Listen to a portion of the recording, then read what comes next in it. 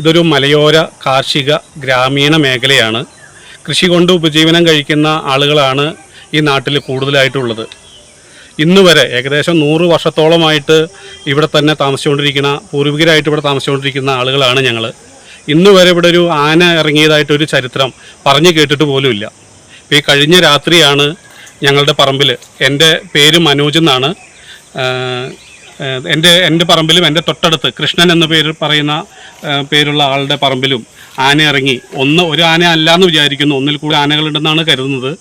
എൻ്റെ പറമ്പിലെ തെങ്ങിൻ തൈകൾ, കവുങ്ങ്, അതുപോലെ തൊട്ടടുത്ത പറമ്പിലെ വാഴകൾ, പ്ലാവിൽ നിന്ന് ചക്ക എല്ലാം പറിച്ച് തിന്നിട്ടാണ് പോയിരിക്കുന്നത്. നാട്ടുകാരെല്ലാവരും വളരെ ഭീതിയിലാണ്. ഇന്ന് വരെ കേൾക്കാത്ത ഒരു കാര്യമാണ്. മറ്റുള്ള പല നാടുകളിലും ആന ഇറങ്ങി എന്നൊക്കെ കേൾക്കുമ്പോഴും നമ്മുടെ നാട്ടിൽ ഒരിക്കലും ആന വരില്ല എന്നുള്ള ഒരു ആശ്വാസത്തിലായിരുന്നു ഈ നാട്ടുകാരെല്ലാവരും. എളനാട് തിരുമണിയിൽ കാട്ടാന ഇറങ്ങി കാർഷിക വിളകൾ നശിപ്പിച്ചു. എളനാട് 11-ാം വാർഡ് തിരുമണിയിൽ കർഷകരായ കൃഷ്ണന്റെയും കീഴ്പാലക്കാട് മനോജിന്റെയും കാർഷിക വിളകളാണ് കാട്ടാനകളുടെ വിളയാട്ടത്തിൽ നശിച്ചത്. കർഷകനായ കൃഷ്ണന്റെ 15-ലധികം വാഴകൾ നശിപ്പിക്കപ്പെട്ടു. അതിർത്തി പ്രദേശമായ വനമേഖലയിൽ നിന്നും വന്നെത്തിയ കാട്ടാനകൾ കമ്പിവേലി തകർത്താണ് അതിരാവിലെ കൃഷ്ണന്റെ കൃഷിയിടത്തിലെത്തിയത്. ചക്കയും വലിച്ചു തിന്ന ശേഷം ആനകൾ കൃഷിയിടത്തിലെ വെള്ളട്ടാങ്കിലെ വെള്ളവും കുടിച്ചാണ് കൃഷിയിടത്തിൽ നിന്നും പിൻവാങ്ങിയത്. മനോജിന്റെയും കൃഷിയിടത്തിലെ തെങ്ങുകളും കവുങ്ങും മറ്റും നശിപ്പിക്കപ്പെട്ടിട്ടുണ്ട്. മറ്റു കാർഷിക വിളകളും നശിച്ചിട്ടുണ്ട്. പ്രദേശവാസികളായ കർഷകർ ഏറെ അസ്വസ്ഥരായിരിക്കുകയാണ്. എളനാട് ഫോറസ്റ്റ് ഓഫീസർ സനൽ അടങ്ങിയ വനപാലകർ കാട്ടാനകൾ നശിപ്പിച്ച കൃഷിയിടങ്ങൾ സന്ദർശിച്ചു. ഗ്രാമപഞ്ചായത്ത് അംഗം നീതു ഷൈജു, കേരള കർഷക സംഘം നേതാക്കളായ KC George, PT Saju, M പൊന്നുമണി തുടങ്ങിയവരും സ്ഥലം സന്ദർശിച്ചു. വന്നെത്തിയ കാട്ടാനകൾ മാവിൻ കൊമ്പൊടിച്ച് മാങ്ങകളും പറിച്ചു തിന്നാണ് മടങ്ങിയത്. ഇന്ന് പുലർച്ചെ ഏകദേശം 2-3 മണിയോട് കൂടിയാണ് ആന തിരുമണി പ്രദേശത്ത് ഇറങ്ങിയത്.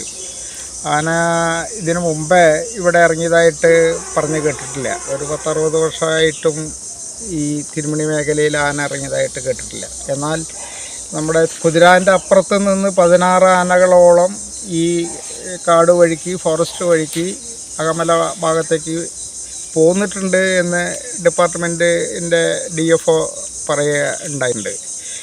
ഈ ആനകളെ ഇവിടുന്ന് തുരത്താനുള്ള പരിപാടി എന്ന ഫെൻസിങ് ആരംഭിച്ചിട്ടുണ്ട്. തോന്നൂർക്കരയിൽ നിന്ന് ഫെൻസിങ് ആരംഭിച്ച് തിരുമണി വരെയാണ് ആദ്യഘട്ടം നടപ്പാക്കുന്നത്. അതിൻ്റെ പരിപാടി അവിടെ നിന്ന് ആരംഭിച്ചിട്ടുണ്ട്.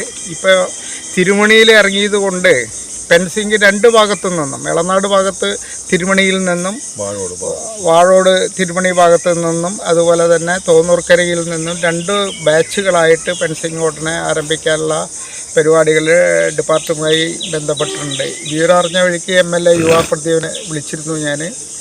അദ്ദേഹം ഇന്ന് 10 മണിക്ക് കളക്ടർ ഒരു കോൺഫറൻസ് ഉണ്ട്. ആ കോൺഫറൻസ് നടക്കുമ്പോൾ ഈ ആന ഇറങ്ങിയ വിഷയം കൂടി കളക്ടറുടെ യോഗത്തിൽ അവതരിപ്പിക്കാമെന്നും ആവശ്യമായ നടപടികൾ എടുക്കാനും സുരക്ഷിതത്വം ജനങ്ങൾക്ക് ഉറപ്പുവരുത്താനും, അവിടെ പ്ലാവ്, മാവ്, വാഴ ഇതൊക്കെയാണ് ഇവിടെ നശിപ്പിക്കപ്പെട്ടിരിക്കുന്നത്. PCB news, Elanad.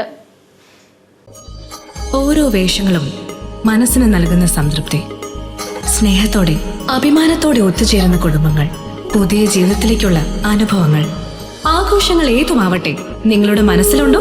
മാക്സിലുണ്ട്. Max wedding centre, ഒരു നാടിന്റെ വസ്ത്രസങ്കല്പങ്ങളുടെ പരിപൂർണത.